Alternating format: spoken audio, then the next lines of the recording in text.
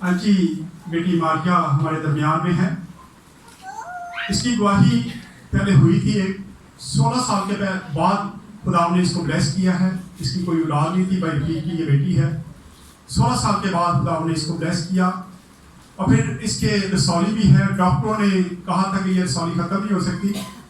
पहले से इसकी गवाही जब मैंने दी थी, मैंने इसे कहा था कि गवाही यही है कि तेरी रसौली ख़त्म होगी और हो जाएगी। आप वो कहती, डॉक्टर ने मुझे कहा आए इनसे पूछते हैं कि खुदा ने उनकी ज़िंदगी में क्या काम किया। डॉक्टर ने क्या कहा?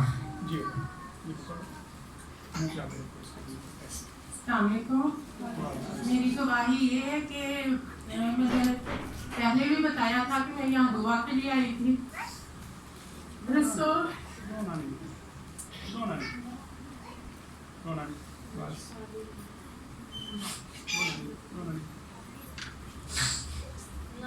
रसौली के लिए दुआ के आई थी, लेकिन अल्लाह ताला ने उसकी ब्लेस कर दिया।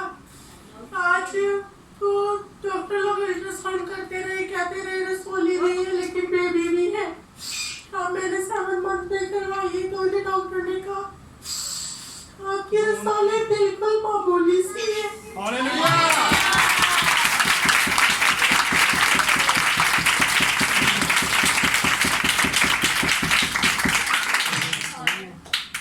और कहा कि बेबी ठीक है। तो मुझे उस दिन का दिन में बहुत तसल्ली हुई, तो मैं इसलिए आज इधर आई। मैंने कहा मैं अंकल ने दुआ करते रहे थे, अल्लाह ने ये करम किया, तो मैंने कहा मैं जरूर गवाही दूंगी।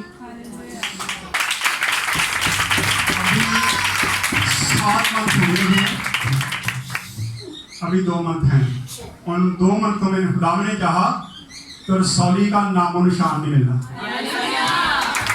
खुदा 16 साल के बाद वो इसको औलाद दे सकता है, जबकि ये बेऔलाद थी। डॉक्टरों ने नाउम्मीद थे ये कि शायद आप कभी औलाद नहीं होगी, लेकिन खुदा का शुक्र है कि अब ये ब्लेस भी है। खुदा ने इसको ब्लेसिंग देने की, जैसे उसने बताया कि 7 मंथ हो गए, 2 मंथ बाकी है। बेटा इंतजार कर, खुदा तेरे बच्चे को भी सलामती से दुनिया में लाएगा और सौली लबनी नहीं। ठीक है, खुदा दुआओं का जवाब देने वाला खुदा है। खासकर बेटी आमना के लिए आपने दुआ करनी कि खुदा जब ये बच्चा पैदा हो तो इसकी औलाद सेहतमंद हो, तंदुरुस्त हो, बेटी भी सेफ रहे और सौली कहीं नजर ना आए। शुक्रिया।